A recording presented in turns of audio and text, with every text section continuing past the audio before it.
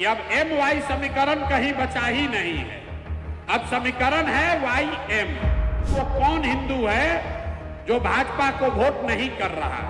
इन चार विचारधारा के मानने वाले हिंदुओं के साथ अगर 20% मुसलमानों का सामाजिक राजनीतिक गठजोड़ बना दिया जाए तो आप हुए 60, भाजपा हुई 40 और पूरा मुकम्मल उनको राजनीतिक शिकस्त दी जा सकती है। कि कैसे आप अपने बच्चों की राजनीति में भागीदारी भी करा सकते हैं, विकास भी कर सकते हैं और भाजपा को मुकम्मल हरा भी सकते हैं। आंकड़ा बता रहा है कि कहीं न कहीं मुस्लिम समाज में राजनीति को लेकर जो जागरूकता होनी चाहिए वो खत्म हो गई है। ये सबसे बड़ा नुकसान आपको आरजेडी में किया है। आपको विकास दिया या न दिया, आपको ये राजनीतिक मानसिक गुलामी दे दी जिसमें ये बता दिया कि अगर जीवन में आगे बढ़ना है तो राजनीति हमको करने दो, हमारा झंडा लेकर पीछे जीवन भर चलते रहो। इसीलिए आपके बच्चे विधायक छोड़िए, वो वार्ड सदस्य और मुखिया का चुनाव भी लड़ने का हिम्मत नहीं जुटा पा रहे। तो विकास आपको मिला नहीं, भागीदारी आपके पास है नहीं। सब सुनने के बाद भी मुसलमान कहता है चलिए कम से कम भाजपा को हरा दीजिए, हम लोग की उसी में खुशी है। तो उस नजरिए से भी देखिए, 1990 में जब आपने लालू जी को वोट देना शुरू किया तब भाजपा का बिहार में 0 सांसद था और देश में 2 सांसद, और आज 30 बरस भाजपा के विरोध में आपके वोट देने के बाद भी इस राज्य में भाजपा गठबंधन का 30 सांसद है और देश में 240। तो भैया आपको विकास मिला नहीं, भागीदारी मिली नहीं और भाजपा को आप हरा पाए नहीं, तो आप क्यों उसी लकीर पर चले जा रहे हैं? इसलिए मशवरे की जरूरत है कि बैठिए, मशवरा कीजिए कि कोई दूसरा रास्ता है या नहीं है। आपको क्या बताया गया? रास्ता न दिखे तो साहिबे अक्ल से जाकर मशवरा करो, साहिबे अक्ल से जो समझदार लोग हैं उनसे जाकर मशवरा करो। लेकिन मुसलमान आज मशवरा नहीं करना चाहता, बैठा हुआ है, वो जद्दोजहद नहीं करना चाहता है। उसको भाजपा का डर दिखाकर ये राजनीतिक बंधुआ मजदूर बना दिया गया है। इसलिए ये जन सुराज की व्यवस्था बनाई जा रही है। अब हम आपको आपकी परिस्थिति पर चर्चा करने के लिए खाली नहीं बुलाए, आपको अभी इससे निकलने का रास्ता भी बताएंगे। आपके सामने अभी आंकड़े से वो रास्ता बताएंगे, आपको खुद दिखेगा कि कैसे आप अपने बच्चों की राजनीति में भागीदारी भी करा सकते हैं, विकास भी कर सकते हैं और भाजपा को मुकम्मल हरा भी सकते हैं।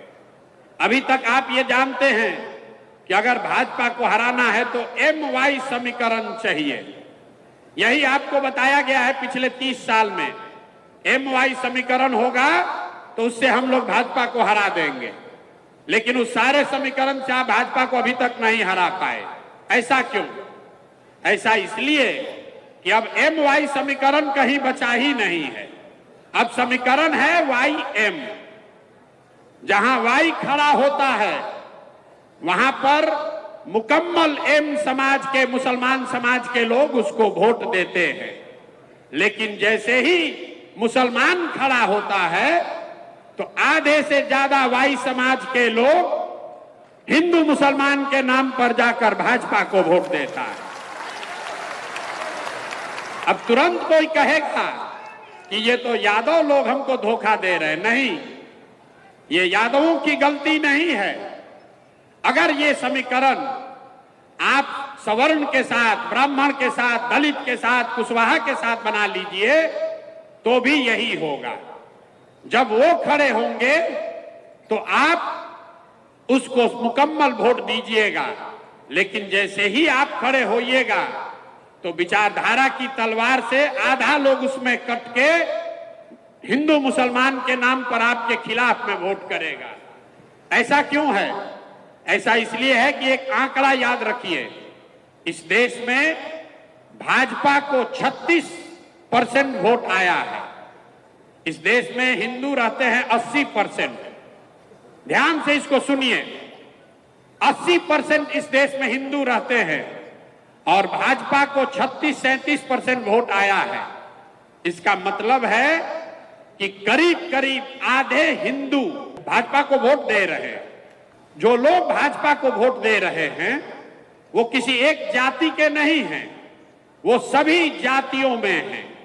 इसका उदाहरण देखिए, बिहार में भाजपा को मोदी जी को वोट पड़ा है, लेकिन मोदी जी के जाति का कोई आदमी बिहार में नहीं रहता। वो लोग जो मोदी और भाजपा को बिहार में वोट देते हैं वो हिंदू मुस्लिम के विचारधारा से प्रभावित होकर उनको वोट देते हैं। इसी आंकड़े में आगे का रास्ता छुपा हुआ है। आपको समझना यह है कि वो कौन आधे हिंदू हैं जो भाजपा को आज वोट नहीं कर रहे। कभी कभी आप लोग उसको खोजने की कोशिश करते हैं तो किसी को वो यादव दिखता है, किसी को कुशवाहा दिखता है, किसी को दलित दिखता है। मैं आपको बता रहा हूं वो कौन हिंदू है जो भाजपा को वोट नहीं कर रहा। जो हिंदू गांधी जी की विचारधारा को मानने वाला है वो आज भाजपा के आज के विचारधारा से इत्तेफाक नहीं रखता है।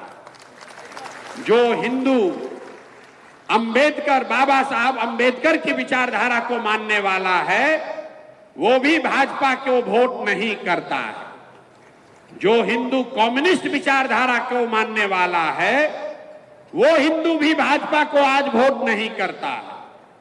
और जो लोग जयप्रकाश और लोहिया के समाजवाद को मानने वाले हैं वो भी भाजपा को वोट नहीं करते हैं। तो इन चार विचारधारा के मानने वाले हिंदुओं को अगर आप इकट्ठा करें तो वो करीब करीब आधे हिंदू हुए। तो राजनीतिक सफलता का जो मंत्र है ये विचारधारा के आधार पर इन चार विचारधारा के मानने वाले हिंदुओं के साथ अगर 20% मुसलमानों का सामाजिक राजनीतिक गठजोड़ बना दिया जाए तो आप हुए 60, भाजपा हुई 40 और पूरा मुकम्मल उनको राजनीतिक शिकस्त दी जा सकती है। इसी विचारधारा पर, इसी फॉर्मूले पर यह जन सुराज की नींव रखी गई है कि जाति के आधार पर नहीं, धर्म के आधार पर नहीं, विचारधारा के आधार पर जो लोग आज भाजपा से लड़ना चाहते हैं उनके साथ सामाजिक राजनीतिक गठजोड़ अगर मुस्लिम समाज के लोग बना दें तो आपको हर चुनाव में सफलता मिलनी ही मिलनी है।